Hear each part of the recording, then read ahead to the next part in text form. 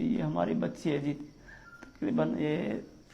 3 ماہ سے مولانا صاحب قاری عبداللہ کے پاس پڑھنے کے لیے بھیجا ہم نے کہا یہ سکول تو پڑھ نہیں سکتی، کوشش تو ہم نے بہت کی کہ یہ پڑھ جائے گی، مگر یہ سکول نہیں پڑھ سکی۔ ہم نے کہا کہ قاری عبداللہ کے پاس بھیج دیتے ہیں کہ یہ چلو دینی تعلیم حاصل کر لیں،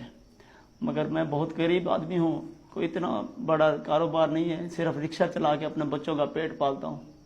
بہرحال اس کے پاس بھیجا ہوئے تقریباً 3 مہینے ہوئے تھے،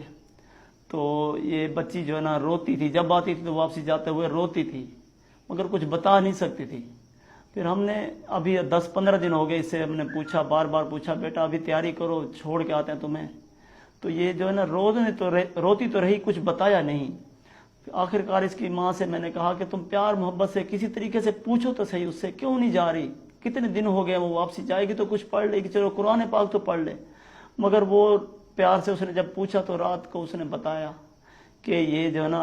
میرے ساتھ قاری صاحب نے بہت بڑی زیادتی کی ہے، ظلم کیا ہے، اور میں جو روتی تھی تو میرے منہ پہ تکیہ رکھ دیتا تھا، اور جو ہے نا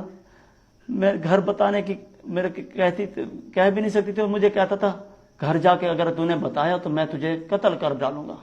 چھوڑوں گا نہیں، تیرے ماں باپ بھی تیرے کو مار ڈالیں گے، یہ نہیں سوچنا کہ تجھے کچھ ہو جائے گا، تجھے معافی نہیں ملے گی، کسی کو کوئی بات نہیں بتانی۔ اور آج ہم جو ہے نا پولیس میں کال کی تھی 15 پہ، تو پولیس آئی ہے، پولیس نے بہت تعاون کیا ہمارے ساتھ، اور انہوں نے میڈیکل کرایا ہے، اور میڈیکل کرا کے پھر انہوں نے مولوی صاحب کو پکڑا ہے، جو مولوی صاحب عبداللہ ہے اس کو بند کیا ہوا ہے۔ تو ہمیں اور بھی آگے انصاف چاہیے بس۔